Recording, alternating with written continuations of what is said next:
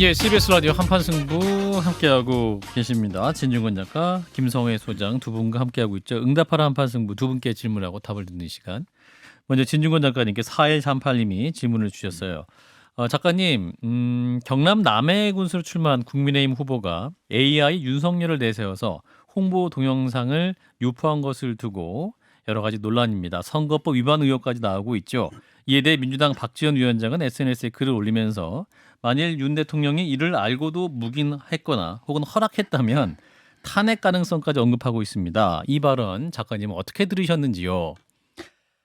참 뭐 이런 거 가지고 다 논란을 벌이는지 잘 모르겠는데 일단은 그 남해 군수로 나오신 그분이 자기 선거에 이용하기 위해서 조금 엉뚱한 짓을 벌이신 것 같고 좀 도를 넘은 것 같습니다. 예, 보통 정치인들이 자기 선거할 때 그 유력한 분들 뭐 대통령하고 찍은 사진이라든지 이런 걸 내걸긴 하는데 뭐 비서관이라는 것도 그렇죠. 쓰죠. 예. 근데 아바타라는 것은 이게 또 뭐 실물을 대체하는 이런 효과가 있지 않습니까? 예. 그래서 다른 분들한테 어떤 착각을 일으킬 수도 있는 이런 분이기 때문에 음흠. 개인적으로 이런 것들은 하지 않는 게 옳다고 보고요. 예. 그렇다고 또 이겨가지고 탄핵 얘기를 하는 것은 너무 또 올라간 얘기거든요. 그러니까 박지원 위원장이 이제 하신 말씀으로 아는데 만약에 뭐 대통령이 묵인을 했다라면 대통령이 이걸 보고 묵인을 했겠어요.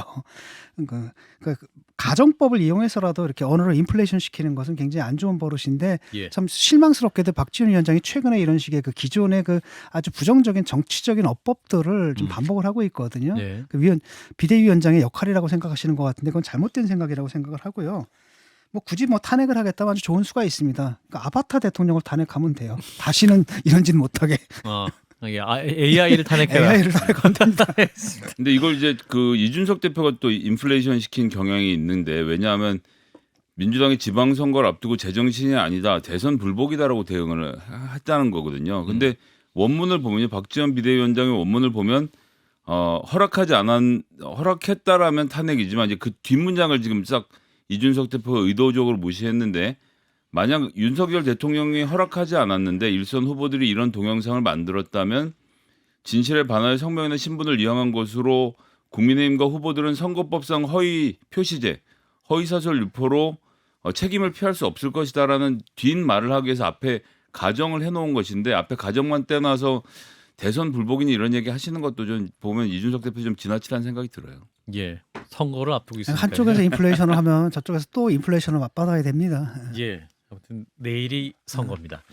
자, 여기서 김성회 소장님께 드리는 질문. 2917님, 소장님, 김건희 여사가 대통령 집무실에서 찍은 사진을 개인 팬카페를 통해 공개해 또 논란이네요.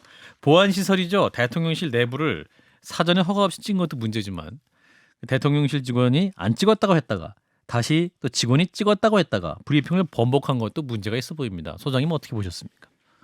예, 저 솔직히 말씀드리면 지난번 대선에서 윤석열 후보에게 투표하지는 않았습니다. 하지만 비밀 투표를 어기셨습니다 지금. 뭐 비밀 투표 이런 게 어기는 건가요? 뭐 의미 없다고 생각하고요. 안 찍었단 말밖에 안 했습니다. 누구 찍었는지 아직 말 안 했고. 누구 찍었는지 말하라고 하는 게 어기는 겁니다. 알겠습니다. 예, 진 작가님 도와주셨어요. 그렇지만 윤석열 대통령은 대한민국의 대통령이고요. 지금으로서 5천만 국민을 대표하는 아주 중요한 분입니다. 이분이 몇 월 며칠 몇 시에 어디에 있었는지는 대통령 경호실이 밝히고 싶으면 밝히는 것이고 아니면 안 밝히는 것이고 전부 다 국가 보안과 안보와 관련된 상황인데 대통령의 배우자가 이것을 임의로 그것도 민간인을 통해서 배포하는 얘기는 하지 말아야 하고요.